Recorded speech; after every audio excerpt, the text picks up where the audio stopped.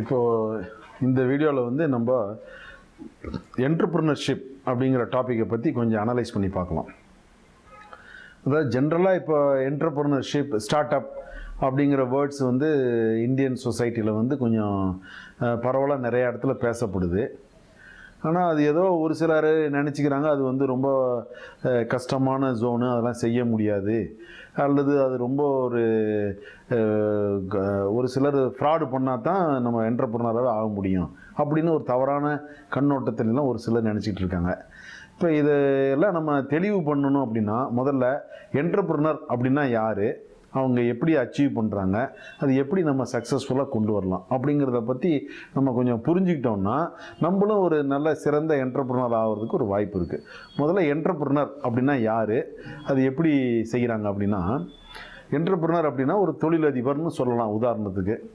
அதாவது it is an ability to perform a task or a service or a product for a profit. அதாவது வியாபாரத்தினுடைய லாப நோக்கத்தோட ஒரு வேலையை செய்கிறது அல்லது ஒரு பொருளை விற்கிறது, இதுதான் என்டர்ப்ரினர் அப்படின்னு சொல்லலாம், சுருக்கமாக சொல்ல போனால். இப்போ இந்த முதல்ல வந்து ஏன் என்டர்ப்ரினர்ஷிப் அப்படிங்கிற தேவைப்படுது முதல்ல அப்படின்னா, இப்போ ஒரு நேஷன் அப்படிங்கிற லெவலில் ஒரு நாட்டினுடைய கவர்மெண்ட் வந்து எல்லாருக்கும் முதல்ல வேலை வாய்ப்பு கொடுக்க முடியாது அடிப்படையில். அப்போ அந்த நாட்டில் இருக்க மக்கள் எல்லாம் சர்வைவ் பண்ணணும், வருமானம் ஈட்டணும் அப்படின்னா ஆயிரக்கணக்கான என்டர்ப்ரினர்ஸ் உருவானால் தான் அந்த நாட்டினுடைய பொருளாதாரத்துக்கு ஒரு சக்தியே கிடைக்குது. அப்போ என்டர்ப்ரினர்ஸ் முதல்ல நாட்டுக்கு நிறைய தேவைப்படுது. அவங்க எல்லாரும் ப்ராஃபிட்ஸ் பண்ணுறதை வச்சு அந்த நாட்டினுடைய டேக்ஸ் ஸ்ட்ரக்சர் இம்ப்ரூவ் ஆகுது. அதனால் நாட்டினுடைய பொருளாதார இன்ஃப்ராஸ்ட்ரக்சர் இம்ப்ரூவ்மெண்ட்லாம் நிறைய நடக்குது. ஸோ இது அடிப்படையில் ஒரு நாட்டுக்கு மிகவும் தேவையான area. At the same time ஒரு இண்டிவிஜுவலுக்கு என்ன அதனால் அட்வான்டேஜஸ் என்டர்ப்ரினர் அப்படின்னு பார்த்தோம்னா, ஃபஸ்ட் அண்டு ஃபோர்மோஸ்ட் வந்து there is no time frame structure. நம்ம நினச்ச நேரத்துக்கு வேலை செய்யலாம். There is no boss. நம்ம தான் முதலாளி, நம்ம தான் தொழிலாளி, எல்லாம் நம்ம எது வேணும்னாலும் நம்ம இஷ்டம் போல் செய்யலாம். மூணாவது, நம்ம விருப்பமானதை செய்யலாம். பேஷன் அப்படிங்கிறான், நமக்கு இதுதான் இந்த லைன் தான் பிடிக்குது அப்படின்னா. ஆனால் வேலைக்கு போகிறோம் அப்படின்னா நமக்கு அது பிடிச்ச வேலைக்கு போயிட்டுருப்போம், சம்பளம்லாம் கிடைக்கும், ஆனால் நமக்கு அது அந்த ஏரியா பிடிச்சிருக்குமா நம்மளால சொல்ல முடியாது. இதில் வந்து நமக்கு பிடிச்ச ஏரியாவை நம்ம தொழிலாக எடுத்து செய்ய முடியும். நாலாவது வந்து எடுத்தோம்னா அதில் வந்து நமக்கு ஒரு பெரிய வருமானத்தை உருவாக்குறதுக்குள்ள வாய்ப்பு இருக்குது. வருமானம் எப்படி, அதனால் நமக்கு என்னென்னா, இப்போ நமக்கு ஒரு வீடு கட்டணும், ஒரு காரு வாங்கணும்னு ஒரு பெரிய எய்ம்லாம் இருந்ததுன்னா நம்ம வேலைக்கு போய் அதை அச்சீவ் பண்ணுறதுக்கு sometimes it may take long time. அதே ஒரு தொழில் பண்ணி நம்ம சக்ஸஸ்ஃபுல்லாக கொண்டு வந்துட்டோம்னா நம்ம லைஃப் ஆம்பிஷன்ஸை பூரா நம்ம குயிக்காக அச்சீவ் பண்ண முடியும். இதுக்கு ஏதாவது லிமிட் இருக்கா அப்படின்னா தேர் இஸ் நோ லிமிட். நம்ம வந்து 1 லட்சமும் சம்பாதிக்கலாம், 1 கோடியும் சம்பாதிக்கலாம், 1000 கோடியும் சம்பாதிக்கலாம். There is no limit. நம்மளுடைய எதிர்பார்ப்பு, நம்மளுடைய திறமைக்கு தகுந்த மாதிரி நம்மளுடைய வாழ்க்கை தரத்தை உயர்த்தி கொண்டு போகலாம். எல்லாத்த விட மேலே நம்ம வந்து பல பேருக்கு இதனால் வேலை வாய்ப்பு கொடுக்க முடியும். பல குடும்பங்கள் நம்மளை நம்பி பிழைக்கும். ஸோ இந்த என்டர்ப்ரினர்ஷிப் கான்செப்ட்னால நம்மளுக்கு இவ்வளவு விதமான அட்வான்டேஜஸ் ஒரு இண்டிவிஜுவலுக்கு கிடைக்குது. சரி, ஆனால் நம்ம சமுதாயத்தில் பார்த்தோம்னா என்டர்ப்ரினர் தொழில் ஆரம்பித்தவங்க பூராமல் சக்ஸஸ்ஃபுல்லாக இருக்காங்க அப்படின்னா கிடையாது. ஒரு சிலர் ரொம்ப நல்லா சக்ஸஸ்ஃபுல்லாக இருக்காங்க, ஒரு சிலர் தோத்துடுறாங்க. இதுக்கு என்ன காரணம் அப்படின்னா, இதுக்கு பல விதமான காரணங்கள் சொல்லலாம். அதுக்கு ஒரு சில வழிமுறைகள் இருக்குது. இப்படி தான் வேலை செய்யணும், நம்ம நினச்சபடி எல்லாம் செஞ்சதுக்காகலாம் நம்ம ஜெயிச்சிட முடியாது. இந்தந்த மெத்தட்லாம் அதுக்கு ஒரு வேலை செய்யணும், இந்தந்த மெத்தட்லாம் வேலை செய்ய முடியாது அப்படிங்கிறத நம்ம அதை பற்றிய அறிவை கண்டுபிடிச்சிட்டோம்னா நம்ம சக்ஸஸ்ஃபுல் என்டர்ப்ரினராக வரலாம். அதாவது ஹார்வர்டில் ஒரு பெரிய ஸ்டடி பண்ணான். அதாவது வாழ்க்கையில் ஜெயிக்கிறவங்க, உதாரணத்துக்கு நம்ம என்டர்ப்ரினர்ஸ் அப்படின்னு எடுத்துட்டோம்னா அவங்க யாரெல்லாம் நல்லா ஜெயிச்சிருக்காங்க அப்படின்னு சொல்லி பார்த்தோம்னா, அகடமிக் குவாலிஃபிகேஷன் நல்லா இருந்தால் போதுமா அப்படின்னு பார்த்தா அவன் ஸ்டடியில் என்ன சொல்கிறான்னா, நம்ம என்ன படிச்சிருக்கோமோ அந்த படிப்பு வந்து நம்மளுடைய வாழ்க்கையினுடைய முன்னேற்றத்திற்கு வெறும் 15% தான் உபயோகப்படுதுங்கிறான். மீதி இருக்கிற 85% நம்மளுடைய ஸ்கில்ஸு, நம்மளுடைய திறமை, அதுதான் உபயோகப்படுது அப்படிங்கிறான். அந்த திறமை என்ன அப்படிங்கிறத நம்மளுடைய கேரக்டர், நம்மளுடைய பர்சனாலிட்டி, நம்மளுடைய அணுகுமுறை, அந்த இது நல்ல விதமாக நம்ம கொண்டு வந்தோம்னா தான் நம்ம என்டர்ப்ரினர்ஷிப் கான்செப்ட்லையோ அல்லது வாழ்க்கையினுடைய மற்ற துறைகள்லையோ நம்மளால ஜெயிக்க முடியும். ஸோ இதெல்லாம் நம்ம என்ன ஏதுன்னு கற்றுக்கிட்டு இம்ப்ளிமெண்ட் பண்ணுறது தான் நம்ம வாழ்க்கையில் ஜெயிக்கிறதுக்கு உண்டான அடிப்படை தேவை.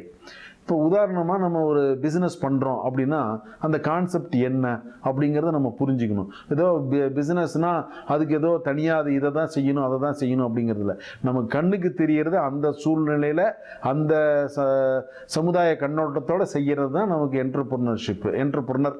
அவர் அந்த எந்த தொழில் செய்யலாம் அப்படிங்கிறது பல பேருக்கு டவுட்டாகவே இருக்கும். அந்த தொழில் செய்கிறதா இந்த தொழில் செய்கிறதா எப்படி செய்கிறது அப்படிங்கிறதெல்லாம் புரியாது. இப்போ உதாரணத்துக்கு நம்ம வந்து ஒரு கிராமத்தில் இப்போ சம்மர் டயத்தில் வந்து அங்கே தண்ணி கஷ்டம். அந்த ஊரில் வந்து நமக்கு பக்கத்தில் ஒரு குளம் இருக்குது.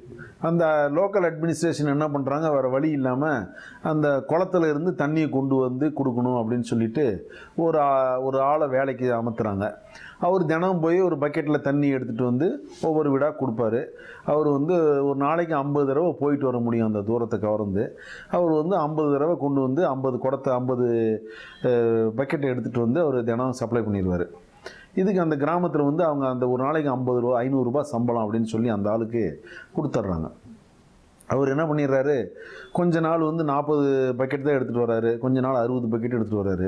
ஸோ இதெல்லாம் குழப்பம் வருது. ஒரு நாளைக்கு அதிகமாக வேலை செஞ்சுருக்காரு, ஒரு நாளைக்கு குழப்பம் கம்மியாக வேலை செஞ்சுருக்காருன்னு சொல்லக்கூடாதுன்னு அந்த லோக்கல் அட்மினிஸ்ட்ரேஷன் என்ன பண்ணிடுறாங்க, சரி ஒரு குடத்துக்கு 10 ரூபா 50 கூட ஆவரேஜ் வச்சா 500 ரூபா, சரிப்பா நீ 500 ரூபா வாங்கிக்க 50 கூட நீ கொண்டு வந்து கொடுத்துடணும் அப்படிங்கிற கான்செப்டில் ஒரு குடத்துக்கு 10 ரூபா அப்படின்னு ரேட் ஃபிக்ஸ் பண்ணி கொடுத்துட்றாங்க. இவர் என்ன பண்ணிடுறாரு, சரி 10 ரூபான்னு ஃபிக்ஸ் பண்ணிட்டாங்க, நம்ம இதில் இன்னும் கொஞ்சம் இம்ப்ரூவ் பண்ணால் நம்ம அதிகமாக சம்பாதிக்கிறதுக்கு வாய்ப்பு இருக்குது அப்படின்னு சொல்லிட்டு அதில் ஒரு சின்ன இன்னோவேஷனை கொண்டு வராரு. என்ன கொண்டு வராரு அப்படின்னா, பக்கெட்டில் கையில் தூக்கிட்டு வந்த ஒரு ட்ரிப்புக்கு ஒரு தடவை கொண்டு வராமல் ஒரே ட்ரிப்புக்கு 2 பக்கெட் கொண்டு வந்தால் என்ன அப்படின்னு சொல்லிட்டு ஒரு சின்ன ஒரு மூங்கிலில் ஒரு தோளில் தூக்கிட்டு போகிற மாதிரி பண்ணி முன்னாடி ஒரு பக்கெட் பின்னாடி ஒரு பக்கெட் வச்சு அவரால் சுமக்க முடிய அளவுக்கு 2 பக்கெட்டு ஏற்பாடு பண்ணி அதில் ஒரே ட்ரிப்பில் 2 குடம் கொண்டு வந்துடுறாரு. 2 பக்கெட்டில் கொண்டு வந்துடுறாரு. அது கொண்டு வந்தால் ஆக்சுவலாக அவருக்கு 20 ரூபா. அப்போ கிட்டத்தட்ட அன்றைக்கி 50 ட்ரிப் தான் நடந்து வராரு. ஆனால் 100 தடவை 100 பக்கெட் சப்ளை பண்ணிட்டாரு. ஆக்சுவலாக அவருக்கு ஒரு பக்கெட்டு 10 ரூபான்னு ஃபிக்ஸ் பண்ணாலும் இப்போ அந்த 1000 ரூபா ஆயிடுச்சு இன்கம். 500 ரூபான்னு முதல்ல சம்பளமாக இருக்கும்போது 500 ரூபா இருந்தது. இப்போ பக்கெட் ரேட் ஃபிக்ஸ் பண்ணிட்டதுனால அவருக்கு இந்த 1000 ரூபா கிடைக்க ஆரம்பிச்சிருச்சு. இப்போ இந்த 1000 ரூபா கிடைச்சுன்னா அவருடைய வருமான லெவல் கூடிருச்சு. அவர் வந்து இப்போ ஓரளவுக்கு சம்பாத்தியம் இன்க்ரீஸ் ஆகி ஹாப்பியாக வாழ்ந்துட்டுருக்கார். இதை அந்த கிராமத்திலே வேற ஒரு ஆள் பார்த்தாரு. அவர் வந்து இந்த ஆள் 1000 ரூபா சம்பாதிக்கிறோம், நம்ம இதை விட அதிகமாக சம்பாதிக்கிறதுல வாய்ப்பு இருக்குது, இந்த ஆளுக்கு இதை பண்ணுறதுக்கு தெரியல அப்படின்னு சொல்லிட்டு அவர் என்ன பண்ணுறாரு, ஒரு டிராக்டரை ஒன்று வாடகைக்கு பேசி அதில் சின்ன குடம் ஒரு டேங்க் ஃபிக்ஸ் பண்ணி அதுக்கு வாடகைக்கு எல்லாம் கட்டுப்படி ஆகுமான்னு கணக்கு பண்ணி அந்த டிராக்டரே எடுத்துக்கிட்டு போயிட்டு அவர் வந்து குளத்தில் ரொப்பி அதை இங்கே கிராமத்துக்குள்ளேயே கொண்டு வந்து ஒவ்வொரு வீட்டுக்கு முன்னாடியும் நிறுத்தி அவர் வந்து பக்கெட்டில் பிடிச்சி 5 குடம் 7 குடம் ஒவ்வொரு வீடாக கொடுத்துட்றாரு. அதுவும் ஒரு பக்கெட்டு 10 ரூபாய்ங்கிறதுக்கு பதிலாக அவர் வந்து மாதத்தில் கொண்டு வரனால 9 ரூபான்னு ஃபிக்ஸ் பண்ணிடுறாரு காம்படிஷனில். இப்போ ஒரு 10 ரூபாவோட ஒரு 9 ரூபான்னு சொல்லும் பொழுது ஜனங்கள்லாம் அவர்கிட்ட விரும்ப ஆரம்பிச்சிட்டாங்க. அவர் இப்போ லாரியை கொண்டு வராரு, அவருக்கு வாடகைலாம் கொடுத்து அவர் உழைப்புக்கும் கட்டுப்படியாகி வேலை செய்கிறவங்களுக்கு சம்பளமும் கட்டுப்படியாகி 9 ரூபான்னு சப்ளை பண்ண ஆரம்பிச்சாரு. அவர் வருமானமும் நல்லா வர ஆரம்பிச்சிருச்சு, நிறையா கொண்டு வர ஆரம்பிச்சிட்டாரு.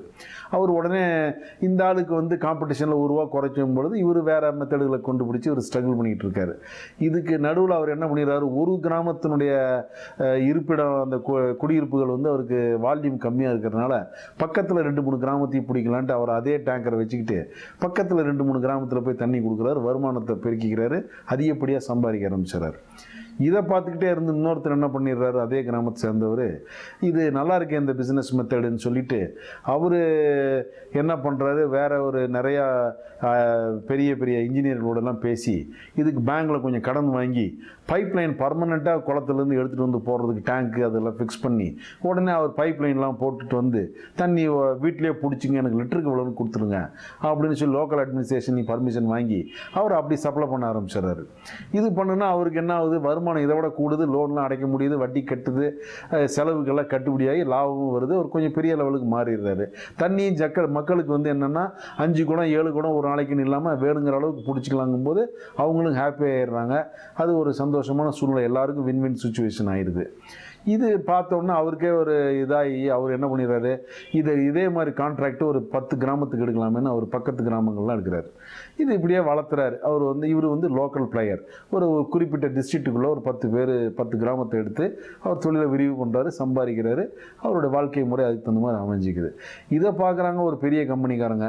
அவங்க வந்து இந்த மாதிரி நம்ம ஏன் ஒரு 100 டிஸ்ட்ரிக்ட்டுக்கு பண்ணக்கூடாதுன்னு ஆந்திராவில் 100, தமிழ்நாட்டில் 100 இப்படி பிரித்து அவங்க நேஷனல் லெவல் பிளேயர் ஆகி இதே கான்செப்டை அவங்க பெரிய லெவலுக்கு கொண்டு போகிறாங்க. இதே கான்செப்டை வந்து பார்க்குறாங்க ஒரு பெரிய அமெரிக்கன் கம்பெனி.